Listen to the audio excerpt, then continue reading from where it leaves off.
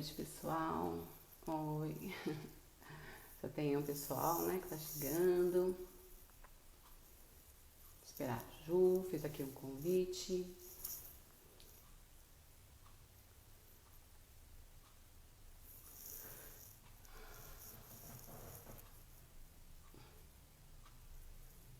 Boa noite, espero que todos estejam bem.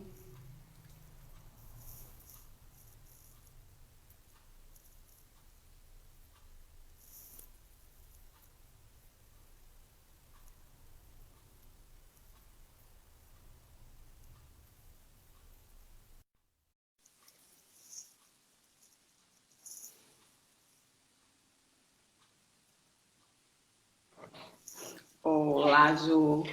Olá, boa noite a todos. Boa noite, Vão. Boa noite, Ju, tudo bem? Boa noite, pessoal, tudo bem? Já tem umas pessoas. Ajustando aqui, gente, desculpa só um pouquinho, que a minha base caiu na hora de entrar. Vamos lá, É assim, ao vivo. tudo que é ao vivo é assim, gente. Vai se Agora alinhando foi. melhor, né? Boa noite a todos. Estou vendo aí muitos rostinhos que eu já conheci e adoro. Gente, como eu fiz na live passada, eu vou fechar os comentários, mas eu amo todos os corações que vocês mandam. E depois eu abro, se tiver tempo, né? Se der tudo certo com o nosso tempo da live. Mas vou deixar fechado até para que a gente se concentre aqui com vocês, tá bom? Então, vou fechar agora. Beijo para todos, beijo para Sandra. Minha mana. Pronto. Boa noite, Ju, tudo bem? Tudo bem aí, Ai, tudo pessoal, né? bom. Estamos aí quase não, estamos no horário e vamos começar a nossa live de hoje, né? Eu sou a Vânia Araújo, psicomotricista e pedagoga, fundadora da Clínica Psicomotora Vânia Araújo. Estou aqui com a minha parceira. Eu sou a Juliana Abreu, estou há um ano aqui na Clínica Psicomotora Ivana Araújo. E é muito bom estar com todo mundo aqui hoje. Obrigada pela parceria, obrigada a todos que estão presentes. É muito bom saber que tem gente assistindo depois no IGTV. Essa também vai estar lá gravada e vocês podem estar indicando, enfim.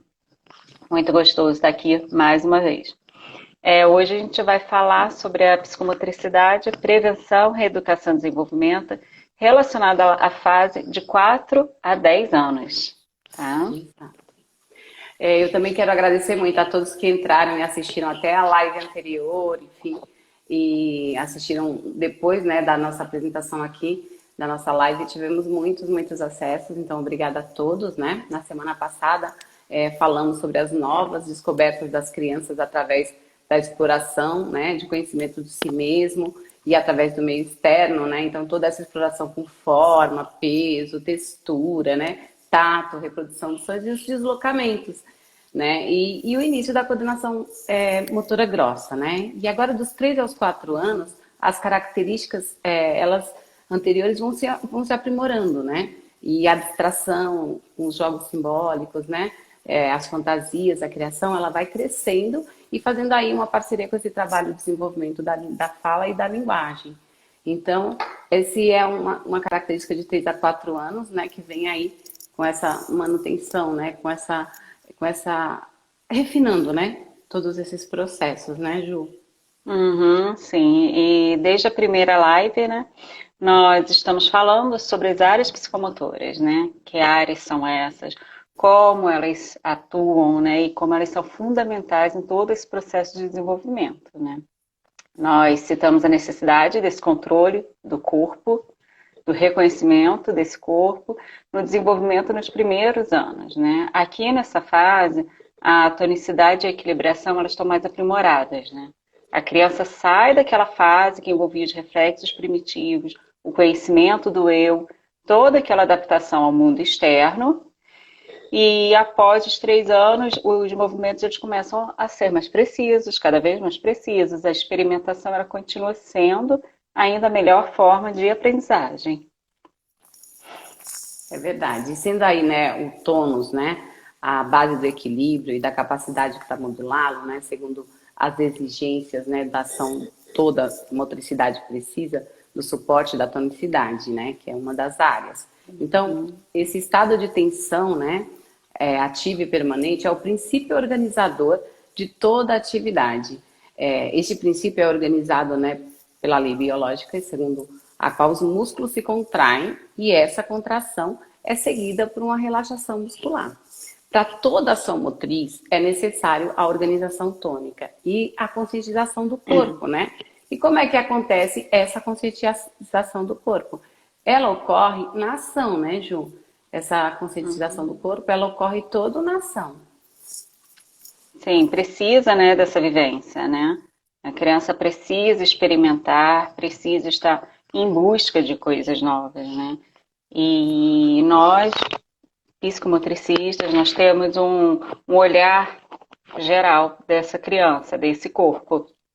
E é muito importante que essa criança ela brinque no chão, né? Ela apresenta, brincando no chão, ela modifica a postura, ela tem uma alteração, que ela vai trabalhando já o equilíbrio, trabalhando o seu eixo. E tudo isso dado nessas atividades lúdicas que são imprescindíveis para desenvolver, né, essas habilidades motoras. Nesse auge de experimentação sensorial, né? Só que assim, quando a criança é pequena, ela tende a sentar fazendo o desenho de um W, tá? Ela faz uma rotação coxofemoral, joga o joelho para dentro e o tornozelo para fora. Quando a gente olha de cima, fica direitinho um W formado com os pés, com as pernas.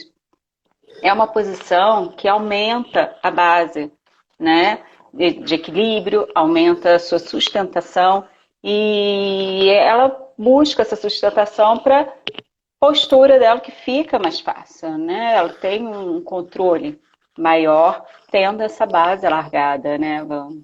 Sim, e após os 3 anos de idade, Ju, esse sentar em W, ele pode causar assim vários problemas, então ortopédicos e musculares, né? Além de diminuir o controle e o movimento do tronco, né? Afetando aí todo o cruzamento da linha média e a coordenação bilateral, né? E quando a gente fala dessa coordenação bilateral, é o uso dos dois lados, então de uma forma conjunta, harmônica, e essa relação entre o controle do tronco, né, e o desenvolvimento das habilidades manuais são super importantes. Então, pode não ser assim imediatamente visualizado, mas para escrever e utilizar assim talheres, né, ou qualquer outra atividade que exija controle distal, é preciso que o tronco seja estável. Então, quando a criança senta nessa posição e desestabiliza, né, esse corpo, posteriormente essas consequências vão ser geradas, né? Vão ser geradas quando ele tiver que utilizar dessa forma. Então, é preciso que esse tronco esteja estável, então, que ofereça uma boa sustentação aos músculos, que vão movimentar o braço, né? A coordenação bilateral é importante para desenvolver essas habilidades motoras. E vamos cuidar, então, dessa postura, né? Ao sentar. Então, pois é uma postura que as crianças, elas dão preferência, principalmente quando estão brincando. Então, estão brincando na areia, elas sentam, elas procuram essa postura confortável, né? Nos momentos livres, principalmente, né? Então, é bom trazer até esse assunto para a gente validar, né, com alguns profissionais isso, né? Principalmente na educação. Eu vejo muito isso quando as crianças estão no recreio, enfim, né? Que eles sentam com essa postura. Então, o porquê dessa correção, né? Existe aí uma extrema necessidade de você conversar com a criança para que ela tenha aí um posicionamento postural adequado, né? Corrija essa postura, realizando uma ação preventiva, né, Ju? Que é a internalização e internalizando corretamente o posicionamento corporal, né? Então, essa parte de você sinalizar isso é super importante, né? E nessa fase, né, de desenvolvimento da noção do esquema imagem corporal, ela é denominada como a entidade psicomotora de base. Então, pela complexidade, né, bioneurológica e psicofuncional, pois isso envolve muitas interrelações. Então, todos os aspectos precisam ser cuidados, né? Todos os aspectos precisam ser cuidados e com cautela, né? Então, o processo bem fechado da etapa do desenvolvimento da lateralidade é também outra base que a gente não pode deixar de citar aqui, né? Tem que, de uma certa forma, associar esses conceitos espaço-temporal. Uma criança que não tem a lateralidade bem definida, ela irá apresentar alterações na ordem espacial, pois não percebe a diferença, né, entre esquerda e Uhum. direita, que é todo, não só uma escolha, mas também já um posicionamento. E, né, desse modo, não consegue compreender os conceitos posicionais, em cima, embaixo, atrás, na frente. Sendo assim, não vai conseguir seguir a direção gráfica, né? Quando estiver trabalhando aí com papel, nessas condições, a criança ela não vai conseguir se localizar no papel. Então, todos esses aspectos têm que estar bem cuidados. Não é mesmo, Sim, e Ju? é importante a gente falar, né, que o desenvolvimento psicomotor, ele é céfalo-caudal e próximo distal. Ele desenvolve céfalo, caudal e próximo do centro distal. Então, assim, esse é uma forma que envolve o corpo de uma forma integrada, né? Com o cerebelo melhorando a atenção mais especializada, desculpa. Lembrando que o cerebelo, ele é o centro do processamento motor da coordenação. Então, assim, a psicomotricidade, ela trabalha todo esse desenvolvimento. O que a gente está falando, né? Cada idade tem a sua fase, né? Cada um passa pela sua etapa. E quando a gente faz uma avaliação, nós vemos esse corpo como um todo. A gente precisa ver como que está esse corpo. Tem algum bloqueio? Como estão as estruturas? O punho tem bloqueio? Como que está a cintura escapular? São vários testes que a gente faz para verificar. Ele faz um movimento de pronação e supinação, que é essa rotação. Sem isso, a praxia fina ela vai ser prejudicada. Então, durante a nossa avaliação, nós verificamos todos esses processos, passo a passo, de acordo com a idade do paciente. Cada paciente, cada idade vai ter sua característica, né? E a gente precisa verificar essa mobilidade, né? Independente dos ossos, dos dedos, a dissociação de falange, como que está esse corpo sentado, com apoio, sem apoio, como ele fica em pé, como está essa estrutura toda óssea, né, Van? Com certeza, Ju. E a gente tem sempre que estar revisitando, né, essas etapas e fazendo as verificações, né? A referência do corpo só existe quando a criança possui referência de si mesmo, né? O esquema corporal é uma prática que evolui, né? A exploração, a imitação, a vivência e todo esse desenvolvimento que é individual, né? Quando a gente fala desse desenvolvimento, a gente está falando de um ser único, com desenvolvimento próprio, né? A realização do desenvolvimento ele é concretizado nessa fase através da elaboração, então da criatividade, da extrapolação, né? Do que Uhum. somos, sentimos, fazemos, né? Esse corpo tem uma identidade, né? Através da memória corporal, ou seja, essas vivências são fundamentais, né? Porque é através do Sim. que foi vivido. E dos 7 aos 10 anos, né? Essa estruturação do esquema corporal, ela já está completa, né? Ela já irá integrar os dados vividos e os dados perceptivos cognitivos, né? O que fará, né, desse ingresso na fase das operações concretas. Já tem aí um ingresso nas operações concretas. É um estágio que acontece na organização do pensamento, né, Ju? Então, Uhum. essa questão, essa vivência é super importante. E a realização de tarefas de praxia global, elas revelam o nível de atenção voluntária da criança, né? O movimento voluntário ele é definido em relação à sua finalidade. Então, a sua capacidade de planificar, de sequencializar as ações, mostra um bom desenvolvimento das etapas percorridas, né, em função da função executiva, né? Então, se está pleno esse desenvolvimento, o que caracteriza o potencial da aprendizagem na execução das ações. Mostra aí um perfeito equilíbrio, né? Uma harmonização do desenvolvimento. Todas as praxias, elas exigem, consequentemente, uma integração proprioceptiva, né? Cuja essa função é de informação e desencadeada pelos próprios movimentos, né? Quando a gente fala de propriocepção, a gente fala desse corpo harmonioso, equilibrado, se colocando no meio com total controle, né? Então, continuamos falando aí do lobo frontal, a última área do desenvolvimento psicomotor. Então, essa área é a última a ser desenvolvida e como, né, um desenvolvimento hierárquico, seu desempenho, ele vai depender de todo o desenvolvimento evolutivo anterior, de todas as etapas até aqui, como a gente tem falado.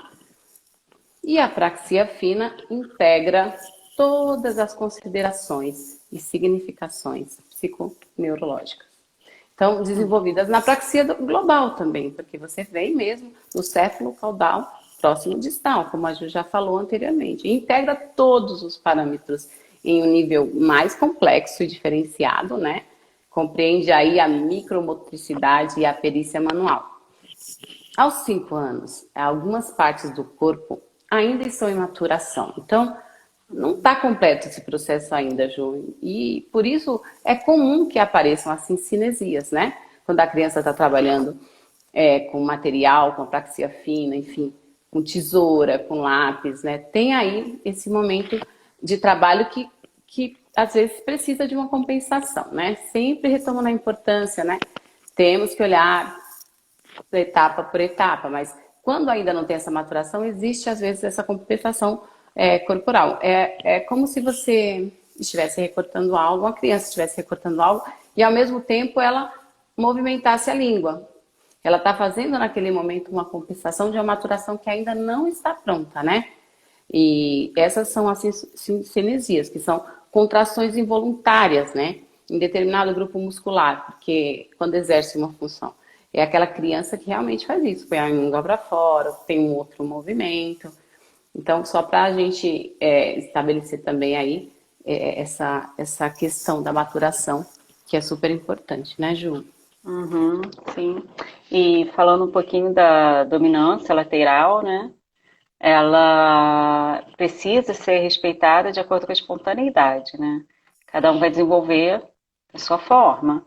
E é uma coisa que a gente tem que deixar livre a criança para ela reconhecer esse corpo, né?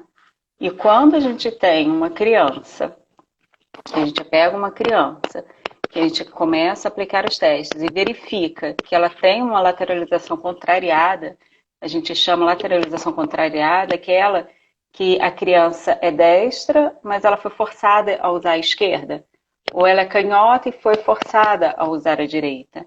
Isso, para gente, na clínica, é nítido uma mudança em várias áreas dessa criança, né?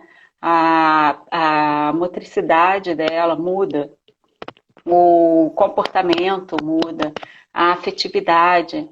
A gente consegue perceber os distúrbios psicomotores, né? E a gente pode até citar, assim, alguns que acontecem, como a lentidão motora, porque não é a mão apta para isso, certo? Não é que ela teria mais força, mais habilidade. Agora, existem outras também que podem surgir, como a dislexia, né? Que é a dificuldade de leitura e escrita, as desortografias, né? Que são as trocas ou acréscimos de letra, omissão de letra, alterações pedagógicas visuais e espaciais, além de gagueira e desorganização temporoespacial. Você vê que está tudo interligado, não tem como fugir.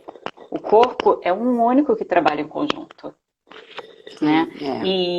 E essa qualidade, né, do desenvolvimento, da lateralidade, do esquema corporal, como a Van falou já um pouquinho, tem que ser observada como é no papel. Assim, essa criança, aos 7 anos, ela já vai fazer umas partes consideráveis do corpo, certo? O desenho, ele já é um desenho mais rico. Então, a gente precisa verificar se tem os braços, se tem as pernas, como está o tamanho, a simetria. E isso tudo a gente analisa de acordo com os testes que a gente aplica, certo, Van? E a gente observa também, né, a construção facial, que nessa fase ele já tem que estar colocando os olhos, o nariz, a boca, ter essa reprodução gráfica, né? Isso tudo tem uma observação. né?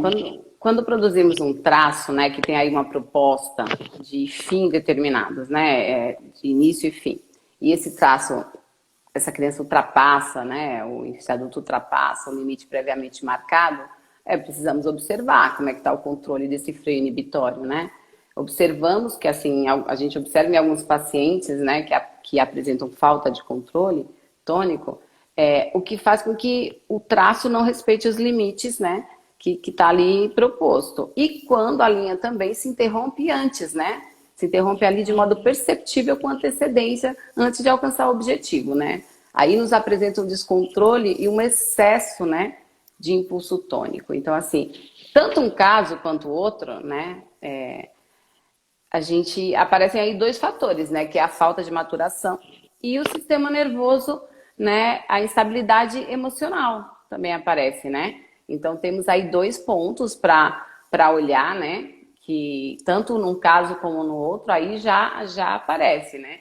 E é partindo do quê? De um desenvolvimento interno, né, que se regulam esses aspectos, então, devido aos estímulos óculo-manual, que é aí um outro ponto super importante a ser observado, né? Que é quando a criança percebe, quando a criança ou o adulto percebe que esse traço foi interrompido, então que ele foi muito além do que estava proposto, né? E faz a correção, consegue fazer essa correção sem nenhuma intervenção, né, do terapeuta, ela passa a ter aí um esquema perceptível desenvolvido, Ju.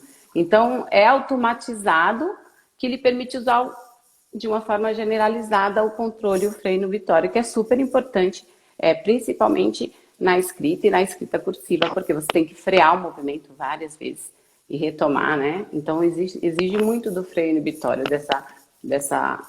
desse trabalho bem fechado. Uhum. Sim, e falando um pouquinho assim da construção, né, da grafia, ela tem fases, né? Ela tem duas fases. A primeira é a expressão gráfica, que seria uma pintura, que a gente chama de rabisco, né? Onde é feito pelo acerto e erro, reconhecimento, está reconhecendo o que é aquilo tudo, né? E eles descobrem através do que? Do tônus, né? Da dimensão, do forte ou fraco no papel, na utilização, na tinta ou um giz de cera, a orientação espacial, começa a perceber, né, o horizontal e o vertical, o em cima e o embaixo, e o movimento correto no espaço e a sua direção. Aí, depois dessa fase, entra-se na fase da escrita, que é a apropriação dessa escrita, que a estrutura neuronal já está estável para utilização sem esforço e reconhecimento, o que nós denominamos de hábito, né? É uma relação com as outras letras. Isso já torna, você não precisa pensar que você vai escrever casa, que eu tenho que colocar um C, depois vem o A, o S e o A. Não, eu já vou direto. Então, essa consciência precisa ter todas essas fases desenvolvidas. Senão, aqui não vai ser desenvolvido. Aqui vai começar a apresentar as alterações. E é bem na época da alfabetização, né? Que a maioria percebe, né? E, assim, a realização da grafia ou de qualquer traço codificado que tem um significado, quando ele passa por esse ato voluntário, onde é usada a potencialidade do hemisfério corporal e simbólico, a criança já automatizou. Na hora que ele consegue fazer esse traço e ele repete o traço da mesma forma, é que ele já interiorizou isso, ele já compreendeu. Então, para essa generalização e integração dos esquemas motores, a gente tem que ficar muito atento aos segmentos corporais, o controle tônico e do espaço. Então, assim, não é apenas uma escrita. Existe todo um corpo em volta dessa ação. Não é uma única ação, não é uma simples coisa. Não, existe todo um componente, toda uma formação atrás. que se tiver qualquer coisa alterada, vai aparecer. Uma hora vai aparecer. E a psicomotricidade, como que a gente faz, né? A gente analisa as análises grafomotoras aplicadas na escrita, a gente observa a fluidez, a harmonia desse movimento, o ritmo, precisa de um ritmo para fazer essa escrita, né? E trabalhamos na reeducação desse movimento, pensando sempre nesse movimento. E como é feita essa grafia, né? O que é essa grafia? Esse traço, ele é resultante de um movimento que voluntariamente a gente pode repetir de uma forma idêntica, mas eu preciso reconhecer o meu corpo, porque o traço nada mais é do que o conhecimento do nosso corpo. Através do papel, nós conseguimos perceber a vivência desse corpo, se a criança reconhece o corpo, sabe os limites do seu corpo. Isso tudo apresenta no papel pra gente. A gente vai fazer uma live só sobre isso, porque o assunto é muito rico, muito bacana.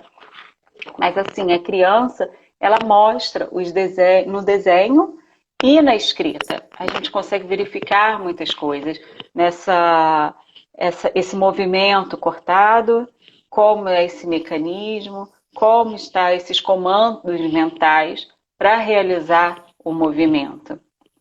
E tendo uma base, uma atividade reguladora do sistema nervoso, que denomina-se a inibição motriz. Né, Van? Então, assim, é tudo interligado, a gente não pode deixar separado, né? Não, e é importante ainda, né, Ju, observar o uso adequado do papel, né, do espaço. Então, pessoas com boa noção espacial tendem a grafar figuras organizadas no espaço, né, gráfico. O lado do papel também é importante, então uma boa proporcionalidade e simetria, né, das figuras ou traços, não muito pequenos, né, nem também não muito grandes, né, são super importantes, né, e vou também observar esse desenho também, se a figura está muito em cima ou muito embaixo do papel, também pode indicar já uma dominância lateral, né. Outra habilidade fundamental que a gente não pode deixar de falar é a coordenação visomotora ou óculo manual, que define todo esse processo, né, do gesto gráfico, se realiza aí os padrões de verificações. Então, a coordenação visomotora é uma habilidade muito importante, fundamental para a equilibração do processo de desenvolvimento psicomotor. Todos os aspectos, né, que tem aí toda uma sequência, direcionalidade, constância da forma, sequência com variáveis de tamanho, e também aí o ajuste das referências visuais, tremores, né, durante esse movimento, cortes ou picos, uma integração espacial completa, Ju. E essa melodia cinética, né, que a gente fala, quando você tem aí um movimento bem fluido, eles precisam estar presentes e harmoniosos, né? Isso é super importante. Então, para simbolizar graficamente algo, né, se requer a concordância entre os olhos, né, que são os verificadores da atividade, e as mãos que as executam, né? E entre 7 e 10 anos, a criança alcançará, através do desenvolvimento do sistema nervoso, essa habilidade plena, assim. Tem sempre uma etapa e sempre uma fase de desenvolvimento a ser respeitada. E essa função visomotora, ela vai permitir a perícia das análises, né, e habilidades mais refinadas, e o desenvolvimento da escrita. Então, que está integrado ao desenvolvimento global da criança, né? É um reflexo do seu amadurecimento. Através da escrita, a gente pode fazer essa análise, né? E essa evolução da criança. Escrever, como nós já falamos, né, é muito complexo. É um processo de ajustes tônicos, então, constantes, né? Que implicam uns nos outros. Então, toda a atenção, né? Todo cuidado com ele tem que ser tomado. E alguns fatores relacionados aos aspectos psicomotores, né? A gente pode até citar, elencar, que são considerados primordiais, né, para a estrutura da escrita, que é esse desenvolvimento psicomotor harmônico, que é ali todo um domínio da lateralidade que a gente já citou, né, em momentos diferentes, né, a orientação e organização espacial, que nós falamos agora, e a praxia global, porque falamos novamente, é céfalo-caudal, próximo distal, para a gente poder aí agregar com toda essa apraxia tão precisa que é a apraxia fina. Aí sim, vai ter um equilíbrio tônico corporal e emocional para que esse trabalho aconteça, porque a emoção também está ali linkada a todos os nossos movimentos e todas as nossas execuções. Então, assim, tem todo aí um processo para ser muito cuidado e com um olhar atencioso dos profissionais envolvidos, né? Na fase, nessa fase, nesse processamento aí mais refinado, né? Então, a gente pode aí citar qual é o processo da escrita e da leitura, listando as etapas para que as pessoas tenham essa percepção, né? Que é a automatização perceptivo-motora, a capacidade para codificar e decodificar simultaneamente os sinais visuais e auditivos, toda essa melodia, né? Que a gente fala dessa rotação e da harmonia das sequências, que a gente tem que ter aí um cuidado, e toda essa sequência de habilidades que a gente acabou de citar, bem desenvolvidas, porque farão com que a apreensão e o processo da escrita sejam concretizados de uma forma tranquila. Quando a gente fala em apreensão, né, qual seria a apreensão correta para segurar no lápis, né? Então a gente tem aí, né, a apreensão, essa divisão da linha mediana, o movimento de pinça com o polegar indicador e o dedo médio como apoio, né? Tem toda aí uma forma correta dessa criança segurar nesse lápis e um trabalho de movimentação, né, dessas articulações para que realmente essa criança tenha uma produção bacana e ela também consiga fazer isso com fluidez e conforto, né, na manipulação, né? E quando a gente fala de articulações, então quais são essas articulações, né, Vânia? A gente está falando da estrutura óssea da mão nesse momento, né? É um pouco mais. Então tem ali as falanges, né? A falange proximal, a média, a distal, então que são as extremidades dos dedos, né? Então todo um processo ósseo que é super importante, né? E qual a principal função dessas falanges, né? É dar mobilidade aos dedos. Então, para que esse processo aconteça de forma harmoniosa, e é preciso que haja aí tônus, né? Sempre estamos colocando a tonicidade como um eixo, é um controle tônico também, né? Desse corporal, da praxia fina, global e fina. Então, além do freio inibitório que a gente já citou, e esse equilíbrio e harmonia. Quando a gente fala de, vamos então cuidar da praxia fina, não são só membros superiores, tem todo um equilíbrio com os membros inferiores também, principalmente de apoio, né, e sustentação. Então, quando a apreensão não é feita, né, na posição adequada, isso dificulta muito a integração do giro e da visualização do espaço. O papel ele deve estar alinhado com o tronco, né, no sentido, pode ser meio lateral, pode ser, não deve ser meio lateral, mas pode se começar nivelado com o tronco e aos poucos a criança vai conseguindo, né, essa proporção aí de lateralidade e posicionamento para ele com relação ao espaço também. Então todo esse trabalho é muito importante, viu, Ju? Detalhe por detalhe tem que ser cuidado. Sim, e falando um pouquinho assim da observação psicomotora, né? Quando a gente analisa o traço, a gente sempre verifica onde deu início esse traço, né? Foi no canto esquerdo, no canto direito, foi acima ou abaixo, porque cada um tem a sua particularidade.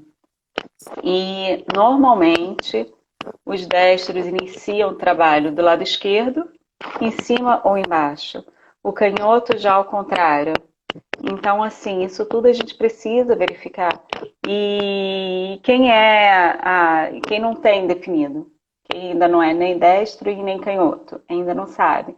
Existem algumas formas que a gente consegue perceber também através do desenho, né? Como a fumaça da casa para um lado e o caminho para outro. Então, são alguns pontos, alguns detalhes que a gente consegue verificar e analisar toda essa sequência junto com a postura e esse controle tônico, né? Essa persistência motora, que se estrutura através do quê? Do reconhecimento desse traço, né? Sim, quando tem o reconhecimento do traço, eles não haverá um atraso na integração dessa automatização, porque isso já está interiorizado. Então, ele flui com mais tranquilidade, flui com mais facilidade. Então é preciso que toda essa base esteja desenvolvida, né? Precisamos dar atenção a tudo isso para poder ter o desenvolvimento. Agora, falando um pouquinho mais da lateralização, né? Aos 7 anos, essa lateralização já deve estar fortalecida, concluída, conscientizada, né? E a atividade cerebral nessa fase, ela direciona o lado dominante e o não dominante. E essa dominação do nosso corpo, ele vai mostrar qual que é o que tem mais força, a maior precisão, a rapidez.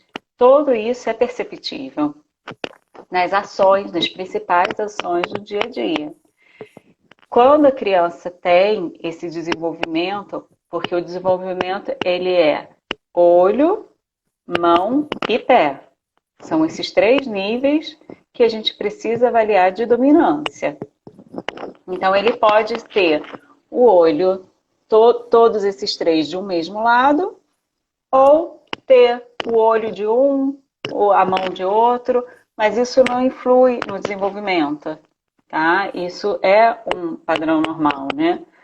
Agora, no desenvolvimento total, a gente ainda tem o conhecido ambidestro, né? Que funciona dos 2 lados da mesma forma. Que aparentemente, não, ele consegue escrever com a direita e com a esquerda. Consegue fazer os 2. O que acontece? Ele pode até ter essa habilidade, mas assim, o nosso funcional, o cérebro, ele tem que ter um lado dominante. Existe um lado que vai sobrepor o outro. Isso somos todos nós, isso é genética. A dominância lateral, ela é genética, é essencial para essa estrutura cerebral. Então, essa criança que aparenta essa ambidestria, ser ambidestro, a gente tem que verificar. Será? O que está acontecendo ali? Como que é? Porque para esse desenvolvimento é necessário isso. Isso isso não tem como mudar, né? Isso é da nossa máquina aqui dentro, né? É verdade. E a gente vem aí falando, né, em desenvolvimento, desde os pequenininhos, em desenvolvimento. E eu queria falar um pouquinho de reeducação também, sabe? A gente sabe que esse organismo, né, ele depende de ser um organismo intacto, sem enfermidades ou lesões, enfim, que afetem sua integridade ou provoquem disfunções e transtornos, né, na disfunção psicomotora. Mas a gente sabemos também que essas características e esses déficits, né, psicomotores são determinados pelas topografias das lesões. Então, há uma variedade de mecanismos em jogo, né, que permite regular a realização da psicomotricidade. Se esta lesão advém, né, de um centro superior ou periférico, vai provocar perturbações no lado sensitivo, né? Como também não só nesse aspecto, mas também com discordâncias gerais, né, Ju? Então tem aí todo um aspecto que a gente tem que ter um olhar e na fase certa, né? Na fase certa para ser cuidado, para ser reeducado, para ser trabalhado, né? Tem todo aí um caminho para ser cuidado que outros profissionais que estão observando essa evolução humana têm que atentar, né? Tem até aquele momento de vamos esperar até a fase determinada que realmente tem que ter um alerta, mas às vezes a prevenção traz aí todo um desenvolvimento que vai ser trabalhado e às vezes nem chega no ponto de realmente precisar aí de uma reeducação, né, Ju? Sim, com certeza. E isso tem que ser muito observado, né? Porque a gente vê, cada criança tem seu tempo. Não é bem assim.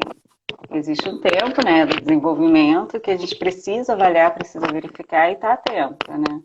Exato. E o que acontece? Quando tudo funciona bem, né? Quando tudo funciona de acordo, ele vai ajudar esse desenvolvimento da atividade voluntária, né? O cérebro, ele é um órgão de integração. Ele depende de um mecanismo harmonioso para ser integrado e integrar-se as demais partes do corpo. Então, uma alteração que ocorra nele, sim, vai ser percebida nesse corpo, né? A gente vai conseguir observar. E se acontece uma lesão, cada área é correspondente a determinada coisa. Então a gente vai conseguir ver o que precisa ser trabalhado, aonde precisa, que tipo de lesão foi, como foi. Então, assim, dando um exemplo, né? Se um centro da sensibilidade for lesionado, a gente vai ter que ele não tem a sensibilidade, vai ter essa diminuição, vai ter um transtorno de propriocepção, né? E tem um que é conhecido como a esterognosia, que é a habilidade de conhecer e identificar contorno, né, dos objetos, conseguir, através do tato, observar e ver o que é. E a pessoa perde essa capacidade. Então, perdendo essa capacidade, o que acontece? Tem uma diminuição das possibilidades dos movimentos da mão. Isso vai ter uma perda, certo? O nosso corpo, ele trabalha muito com todas as áreas, certo? A gente precisa de cada pontinho, de cada um.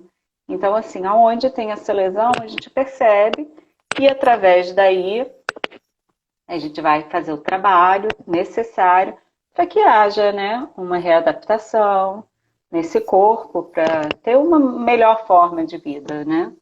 Com certeza, Ju. Quando a Ju fala nessa qualidade de vida, né, entra novamente no diagnóstico psicomotor, que é extremamente importante como prevenção, né? Então, com eles, inúmeras possibilidades de transtornos, né, que o nosso mapa cerebral nos traz, e suas múltiplas consequências, eles podem ser aí trabalhados de forma preventiva, né? E aí a gente tem uma gama de sintomas, né? De sintomatologia, tremores, hipotonias, né? Debilidades, hipercinesias cinéticas, né? Motoras, tônicas. Então, esses bloqueios, né? Rigidez, dificuldade afetiva, né? Que também está bem inclusa e faz parte do todo, cognitivas e toda uma gama aí de sinais cujo fator comum são os movimentos. Então, assim, estereotipados que vão aparecer, inúteis, né? E esse corpo fica aí reproduzindo esses movimentos para compensação. Então, assim, traduzem desarmonias, né? Desmelodias corporais que são desnecessárias. Temos aí toda uma possibilidade, né, de reverter e com prevenção, cuidar desses aspectos, né, Ju? Uhum, sim. A gente trabalha bem com essa área, né? Eu queria... Desculpa. Não. Eu queria só finalizar, assim, sem deixar isso em aberto, né? Que eu queria apontar hoje, né? Que os exames são muito importantes, né? E existem os exames específicos, né?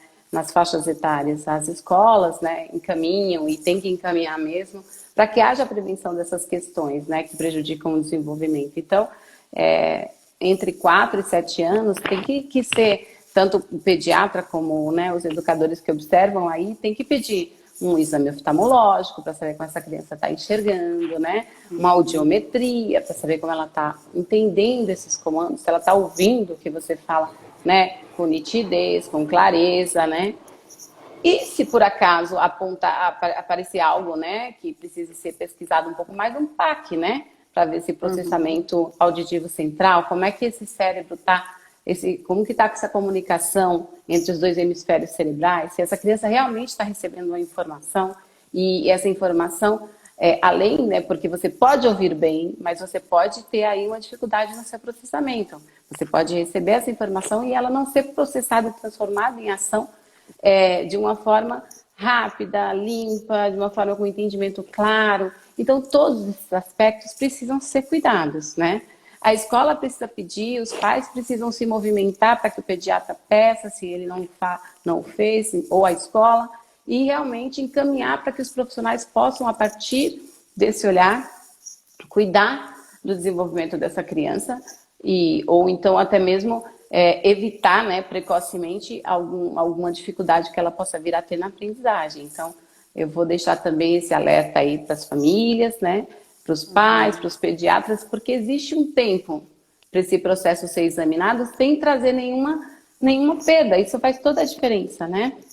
Então, vamos cuidar disso, vamos olhar e e ter aí um especialista que possa, né, cuidar do seu filho de uma forma adequada. Se, por acaso, precisar de uma indicação, aí também vão ter aí indícios e o porquê de estarem procurando um especialista numa área específica para esse cuidado acontecer a tempo de um desenvolvimento global e harmonioso, né, Ju? É, sim. Ótimo fechamento, né?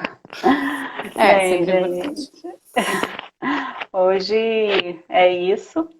Nós terminamos aqui a nossa live. Agradeço a todos que participaram. Lembrando que vai estar gravado no IGVT. A gente vai estar colocando lá. E vamos estar com a nossa próxima live falando sobre adultos e geronte. E é uma coisa bem rica também. E vamos estar aí até a próxima, né, Vã? Então, boa noite, pessoal. Obrigada, né, por terem aí nos acompanhado. E temos aí mais uma live para falar dos adultos e gerontes, como a Ju disse. Um beijo grande para vocês. Estamos pincelando, né, os aspectos do desenvolvimento, mas vamos abrir lives para falar especificamente de áreas e de como se desenvolve algumas habilidades e algumas aprendizagens, ok? Beijo grande para vocês e a gente se vê na próxima quinta, então. Beijo, Ju. Beijo a todos, Beijo. pessoal. Tchau, tchau. Tchau, Obrigada, tchau. gente. Tchau, boa noite. Boa noite, Ju.